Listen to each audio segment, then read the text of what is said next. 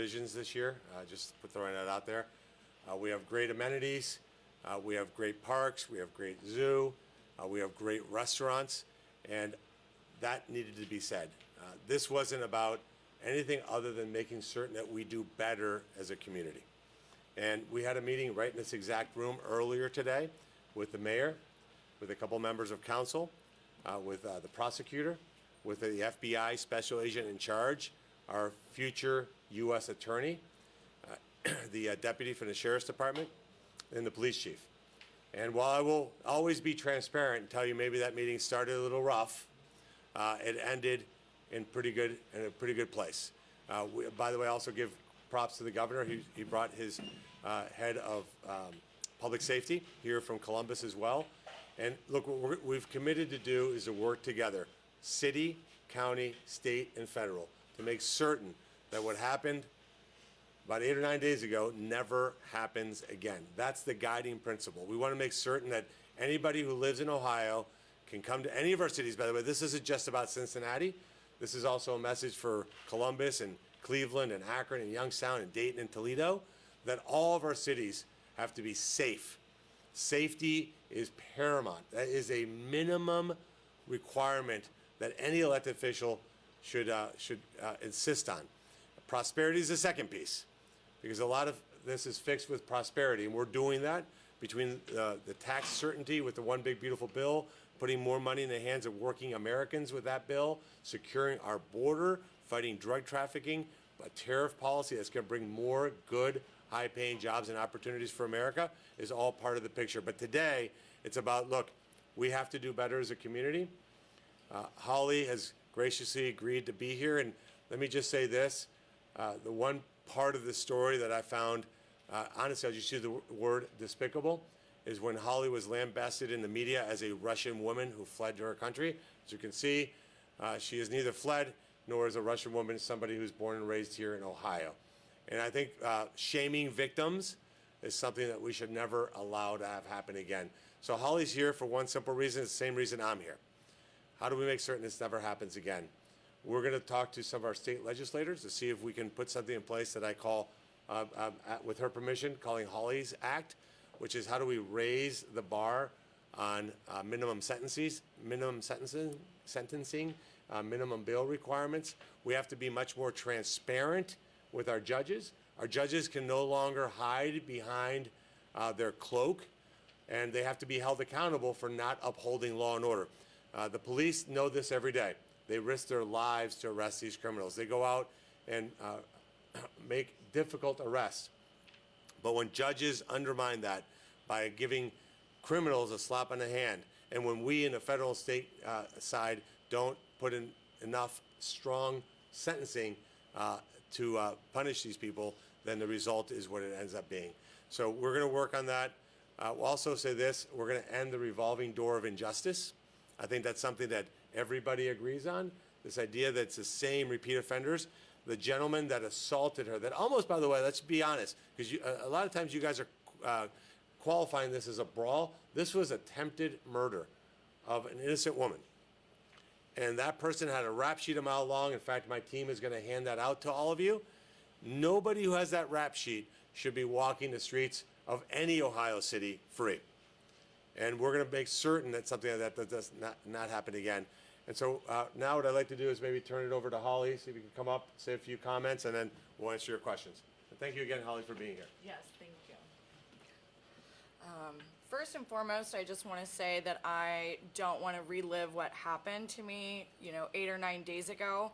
I'm here to talk about the future and how we can change it, how we can prevent this from happening to anybody else. These heinous crimes have to stop. I never want this to happen to anyone else, especially a mother, a daughter, somebody who is loved. So I just know what it's done to my family, not just to me. And I think that moving forward, we do need more accountability. And I definitely think that, we need more police officers, but like he said, the judges who are just letting people out with a slap. The man who attacked me and might have permanently damaged me forever should never have been on the streets, ever. And the fact that he had just gotten out of jail previously for something he should have been in there for years. It's really sad to me because I can't even fathom how many other people who have been attacked by the same type of man over and over and over. In Toledo, in Columbus, Cincinnati, Dayton, our streets are being taken over and nobody is doing anything. I am so sad, and I need to be the voice to help all of the victims that never got their justice. So Thank you, I Holly. just want to say that. Thank you, Holly. Thank you. Appreciate that. And look, and before I take your question, let me just make one final comment. The thing that none of us as Americans or Ohioans should ever accept is that, hey, this happens all the time. The editor of the Cleveland Plain Dealer said, well, these kinds of fights, this kind of stuff happens all the time. What's the big deal? I guarantee you if it was his wife that had that happen to him, he wouldn't be thinking that. And I think we have to draw a line in the sand and say that, no, this is not acceptable behavior. And it's also, to the people of Cincinnati, not acceptable for you to see something like this happen, and your first instinct is to grab your phone to record it so you can share it and get a bunch of likes on social media. There needed to be humanity that night. Humanity that said, my God, look what's happened to this woman. I'm going to go help her. I'm going to go try to de-escalate the situation. I'm going to call the authorities. I'm going to call an ambulance. All of that should have been done by fellow citizens. It's not enough that we say, well, that's the job of the police department. No, it's all of our jobs to stand up for law and order in our community. So that's the message to everybody. Thank you. And with that, we'll start with questions with left to right. This one? Yeah, that one, just lower it down. There you go. You thought I was taller. Is that what happened? Go ahead. Senator Tyler Madden with Local 12. When we talked last week, you spoke about possibly suspending the holding federal funding from Cincinnati if you didn't see a plan. How did that meeting go today? Are you optimistic, just following up on that with what you heard from leaders today? And what are you looking to see? It's as optimistic a start as I think we can get. Look, I don't want to do that. This is a very blunt instrument. Unfortunately, it's the only tool I have. But we've got, again, it didn't start well. I'll just be honest. I'm sure the mayor will tell you the same thing. The meeting didn't start well, but an important part is it ended well. And I think we ended in a spirit of cooperation. We exchanged cell phone numbers. I had a 35-minute phone call with the chief. I think everybody was given a homework assignment, including myself. And we're going to go back and say, how do we actually just fix? How do we move forward? We never want to see a picture like that ever again in any Ohio city. And I think that if this continues, we're going to be back on August 19th, and then here on a regular basis to make certain that we're making forward progress. As long as we're making forward progress, the opposite is what I'll offer to the city of Cincinnati. I want to open up federal funding to see how can we fund programs to help solve the problem. So I think it was as constructive a meeting as it could be. Just one follow-up on that. $2 million city council proposing to go toward more police overtime, another recruit class. Was that talked about too? Is that a step you'd like to see? Any specific more things you'd like to see? Yeah, I mean, look, we talked about more signing bonuses for police officers, how to get to the authorized level of staffing. By the way, so you have the numbers, because I want to be accurate here. 1,059 police officers at the authorized level. We're currently at 1,000, including the 56 recruits, so you can't really count those. So you add that together, we're 115 officers short. We're going to turbocharge that effort to get us up to that authorized spending level of 1,059 officers. And then I think there's an honest conversation that needs to happen. Is that enough? Should that number look more like 1,100 or 1,200? And what do we have to do to get to that point in time? I will make a shameless plug for the One Big Beautiful Bill for those officers that are working overtime. Thanks to Republicans in Congress, they no longer pay income tax on that overtime. Yes? Have you or Holly seen the entire video yet? I know Chief Fiji said that they were supposed to release potential surveillance video and body cam video. Have you guys seen it prior to today or today at that meeting? No, we did not share the video. Holly doesn't need to see the video. She lived it live. So in terms of me, look, I've between seeing the videos that are out there, listening to her and the other victims, there's a pretty complete picture of what happened, which is something something that was obviously a mob attack, something that should never have happened to Holly. And look, at the end of the day, what solves these things from happening is a better police presence, better technology to know that these things are happening, civilians that call authorities to alert them to bring aid is really critically important. Those are all the things that we've got to fix. But I can tell you the police every single day put their lives at risk for us, and they do the best they can with the tools they've got. Holly, Yeah, of course. Are you able to take some questions? Yeah. Yes. I'm a little nervous. No.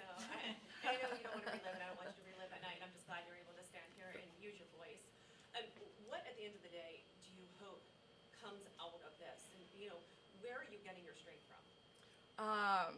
So definitely just being a mom. I know for years I have felt hopeless for the future of my children, what kind of world they're going to grow up in, because it has just gotten, worse and worse. You can't even let your children play it in your own yard, let alone at parks or going outside.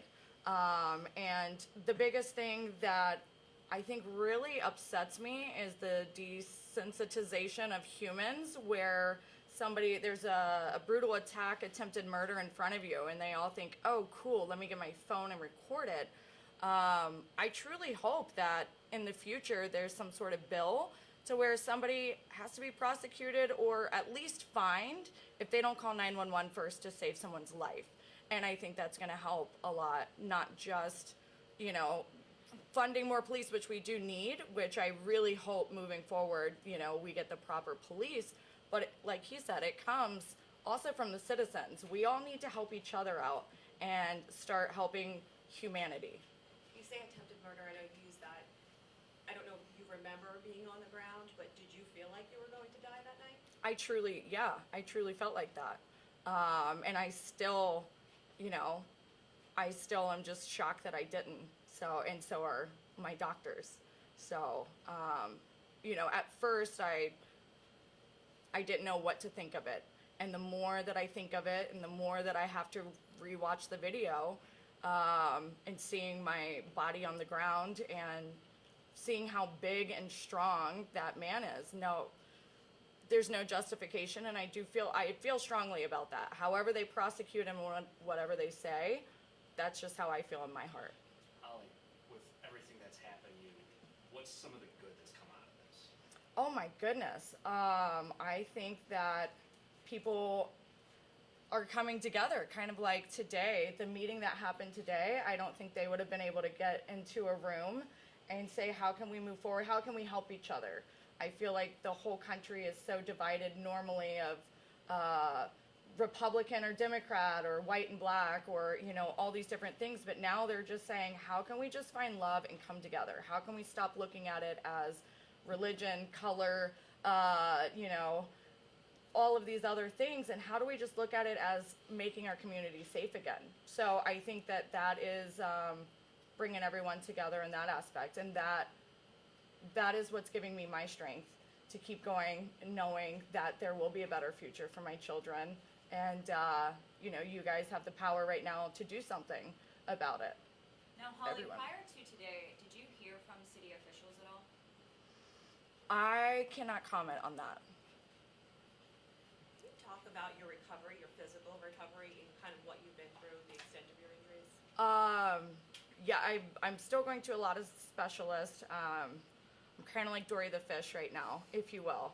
So I have my aunt as my caretaker because I literally my brain comes and goes a little bit. My memory in my body, they call it the aftershock. The doctors, the first couple of days, it was really just here, and now it has just completely gone into my whole body. Like, I'm having a lot of trouble just walking, moving, getting out of bed. I'm in excruciating pain all the time. If it wasn't so important to be here today to help talk, kind of be the voice for preventing this for the future, I would not have left my aunt's basement in a dark bed with the blanket over my head. It's been horrible. What was your reaction when you heard the fifth person got arrested earlier this week and then just today, the sixth? I'm really glad, especially the fact that the person who got arrested today was the female, because she had just as much part of it, and I think so many people were talking about the males, but I think as a whole it should be the males, the females, anyone who had a part of it. But I do feel a little bit safer knowing the man who did this to me was finally arrested. I know I haven't slept in a while, and that at least took me out of fight or flight to where I was like, okay, I can relax, and my name has been cleared as a Russian spy, so I feel better about that. So no, I hope that they keep going. I hope that they don't stop and they get as many as they can to keep the streets safe for everyone. Senator, we've seen a few studies that show that mandatory minimum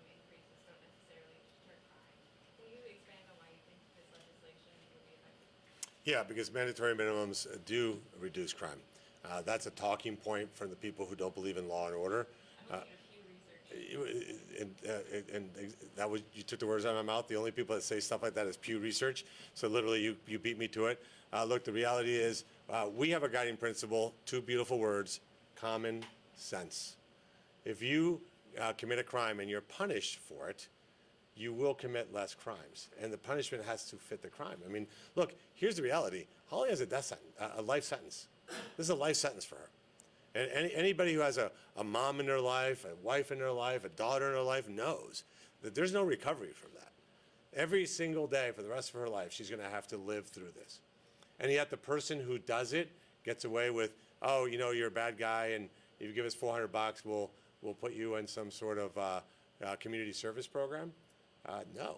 That person should suffer just as much as she's going to suffer for the rest of her life. If that's not attempted murder, what is? When you are a strong young man and you clock a woman in the head and her head hits a concrete or asphalt street, what do you think is going to happen to her?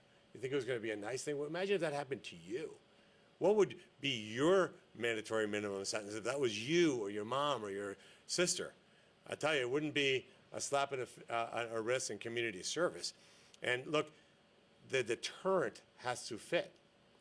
If you don't have punishment that's real, and this has become a problem, to a large extent, it's become a game with these criminals, with the police officers, which is massively demoralizing for the police. They do their work, they risk their lives, they capture this person, they arrest them, they put handcuffs on them, they put them in their squad car. None of that, by the way, is safe for the officer. They're at risk every single second of every part of that operation.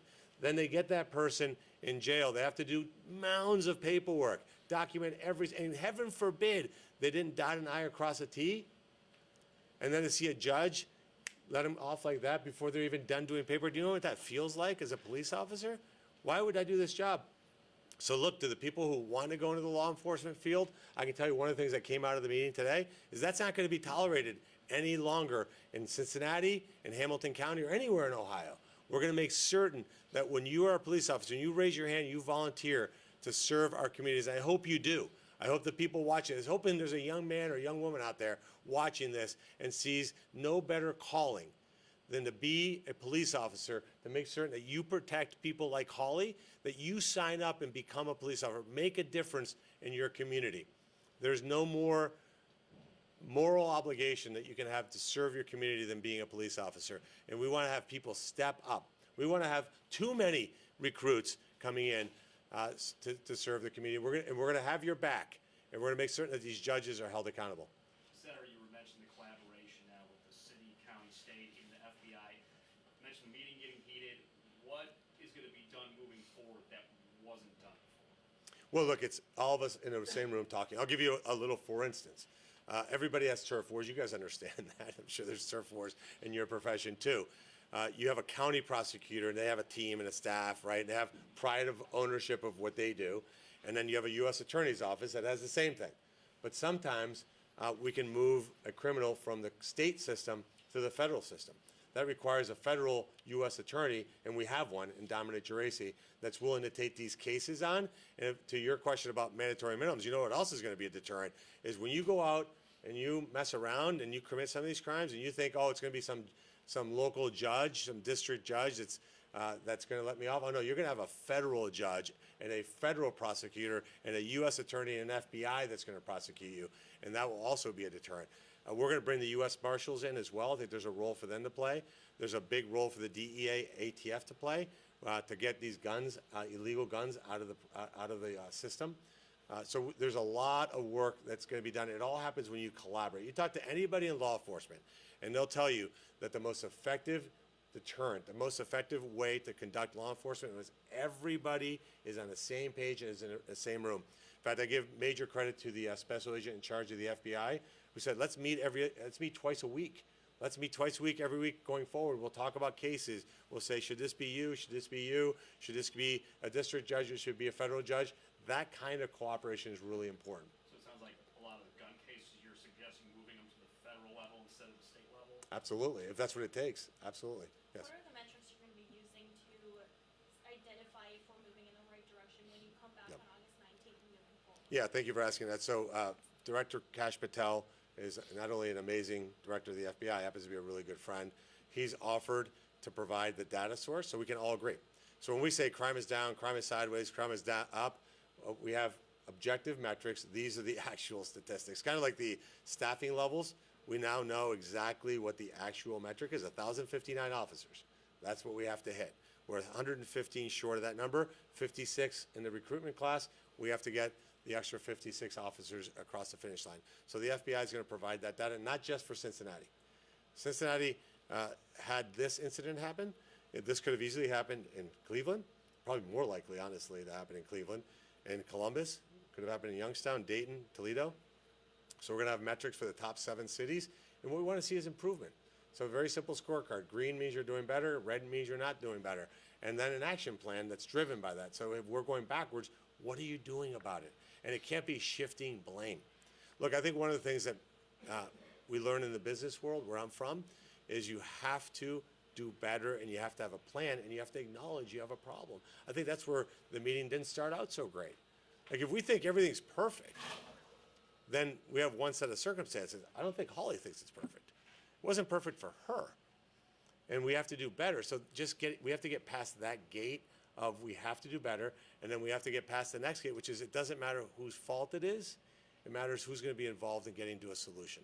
And that's how we ended the meeting. I think that was very productive. I applaud the mayor for plowing through. I applaud the chief for plowing through, and everybody in that room who we had to put aside a lot of egos and a lot of rhetoric and just plow forward with one central premise. We love this city, we love this state, we love this country, and we can never allow something like that to happen again. Very simple. Who initiated that meeting? We asked everybody to come together, and it was private, if you noticed. We didn't want to have those discussions because, look, this is about constructive forward progress. That's what it's all about. And we're going to get to the other side.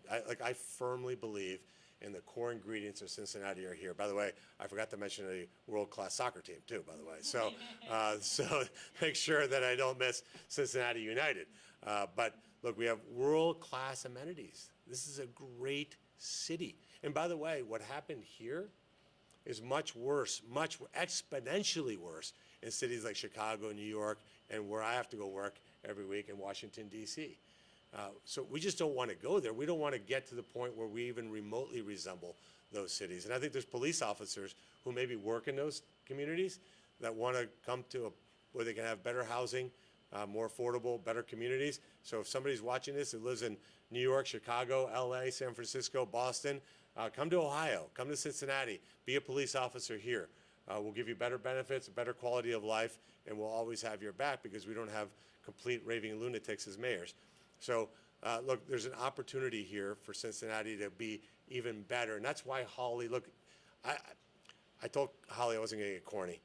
It took a lot for her to have the courage to leave her home and stand in front of you. This is not new. Look, I've been doing this campaigning and being in office for 3 years now. For her, this is totally new. For her to stand in front of you and take questions took an enormous amount of courage, but she's doing it because she wants her state to be better.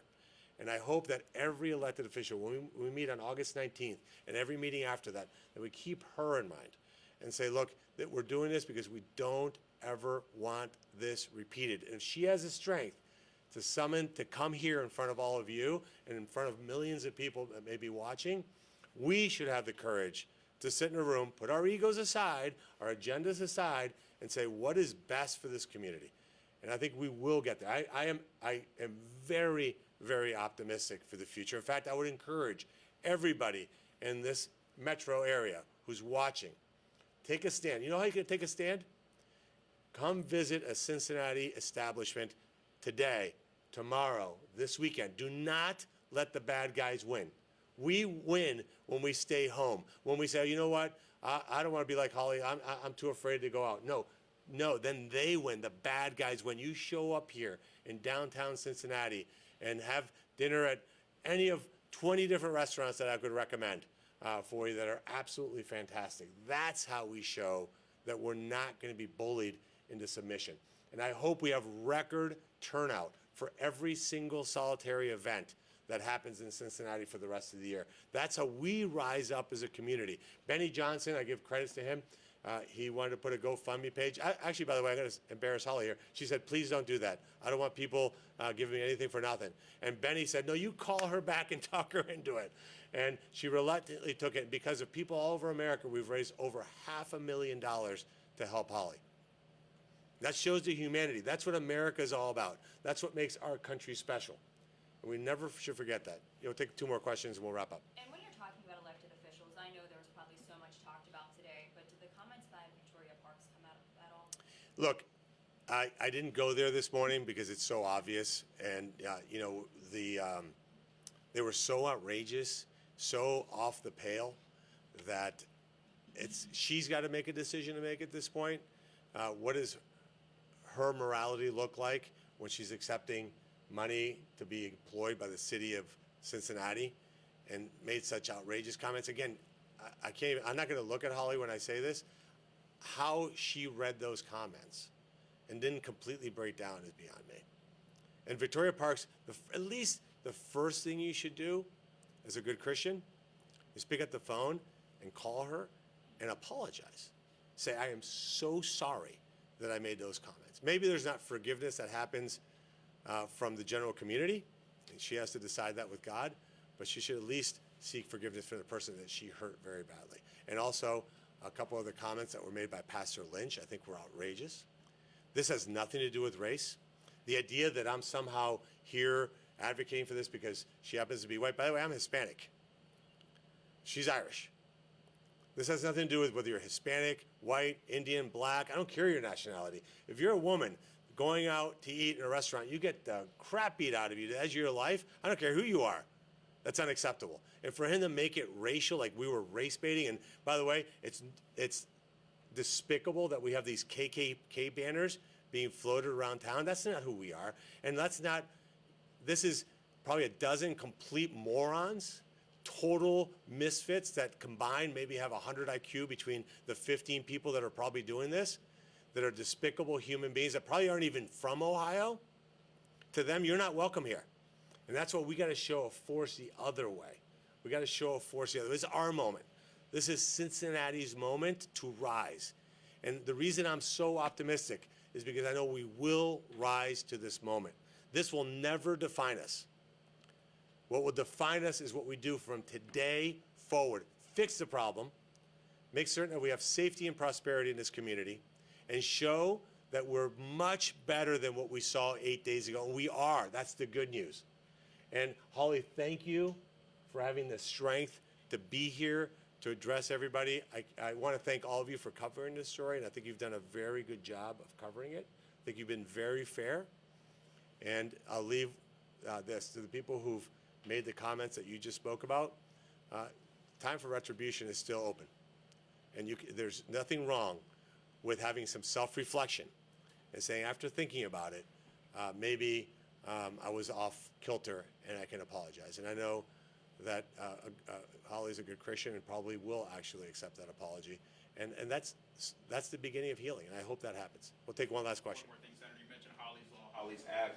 When do you have an idea of maybe rolling some of that out? And do you think the people that were recording but maybe didn't call 911, should some sort of prosecution be included in that as well? Yeah, I mean, as you know, there already are laws that say that if you do not come to aid, that there could be possible consequences. But look, if you're watching this and you live in the city of Cincinnati, that's not who we are. That's not who we are. We're not people that watch a woman get beaten to the inch of her life, and our first instinct is to get out and videotape something so that you can be cool on Instagram. That's not who we are. That's not the Midwest. That's not why we live in communities like Cincinnati. And when you see something, you do something. You get involved. There's strength in numbers. And that's what we're seeing, not only with the support that's come to Holly, over $500,000 raised for her. That isn't about the money. It's about the idea that there's humanity there. And look, this is going to be a moment in time that I hope we remember as the inflection point in which we said we just won't put up with this kind of status quo. We're not going to do that. We're not going to let the bad guys win. We're not going to let the criminals win.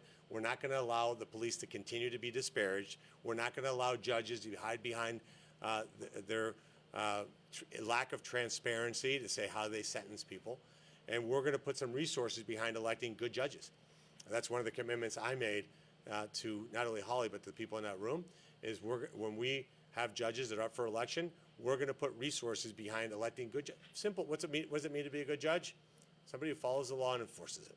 That's colorblind, blind whether you're powerful or not powerful, that everybody gets treated equally under the law.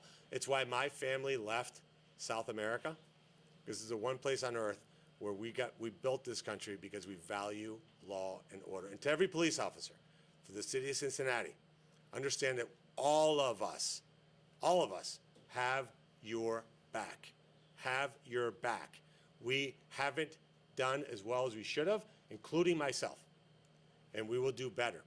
We will do better to make certain that when you put on that uniform and you leave your home, that we know that you're out there fighting for all of us in this community. We thank you. And those watching that want to have a glorious profession, today, right now, go on the Cincinnati City website and sign up to be a police officer. We need you to make certain that something like that does not happen to any other person in this community. And it means that you step up, you sign up and be a police officer, and know that we'll have your back. Thank you, all of you, for being here. Holly, thank you. Appreciate it. Thank you.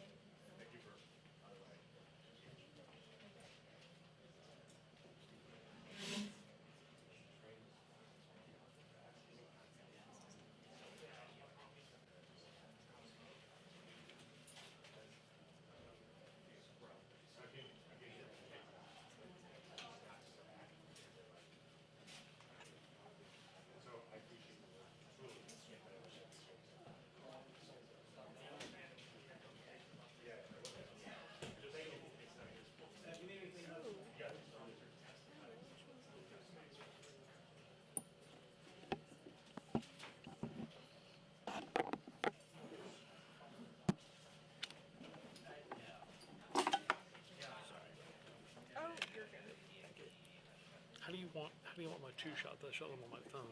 I want to send them to you. Yeah, Text them to you? email. Email them? Yeah.